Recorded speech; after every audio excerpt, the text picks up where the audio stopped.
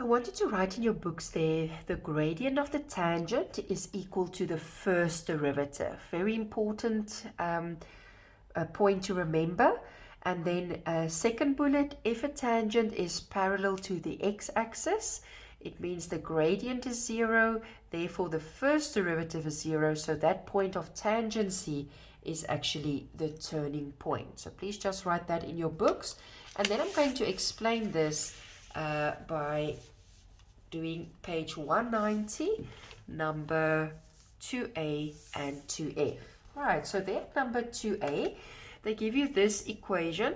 So they tell you there y equals negative ax cubed minus 4x squared plus 8x plus b has a tangent at the point x is negative 2, and the tangent equation is y equals negative 13. So let's think how a line look like, which is in this form, y equals negative 13.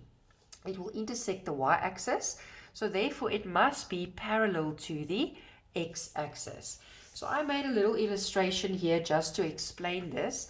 So do you see, here's my third degree function, and if I put my ruler like this, you know the gradient is negative. So the first derivative will be negative, there it is positive, and there it is negative. But if I put my ruler on the turning points, the tangent will be parallel to the x-axis. Do you see that? And because it's parallel to the x-axis, the gradient of course should be 0. So what they actually did here is they gave me the turning point. Do you see there's x is negative 2, y is negative 13. So I'm going to handle number 2a exactly like lesson 1, example number 3. So they tell me there that I have a turning point, negative 2, negative 13. So I'll do it in the two parts where the first derivative is 0 and I substitute x is negative 2 in, and there I get the first value, namely a is 2. Then the second part is I substitute both a and the turning point into the original equation. And once I did that, I got the value of b, which is 3. So number 2a was actually an old problem.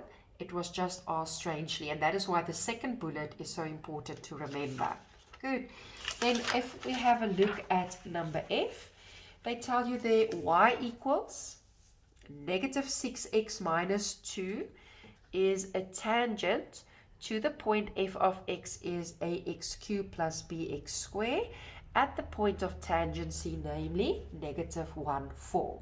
So how this works is very similar to example 3 of lesson 1, but now I'm going to let the first derivative not be 0, but the gradient of the tangent.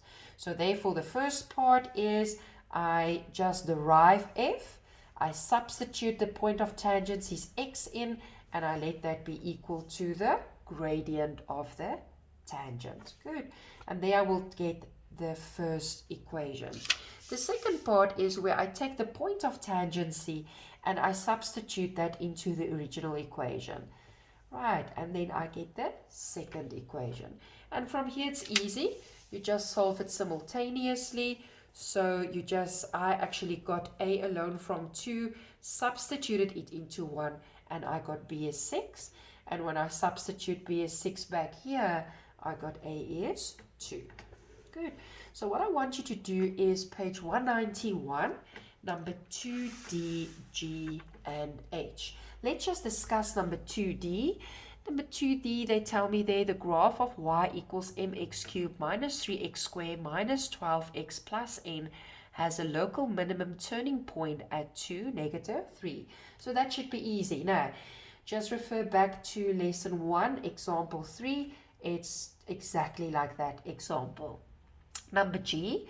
At number G, they tell me there the line 2y plus 3x equals 6 is a tangent to the curve. Okay, so what I want you to view first at number G is this tangent is not in the standard form as yet.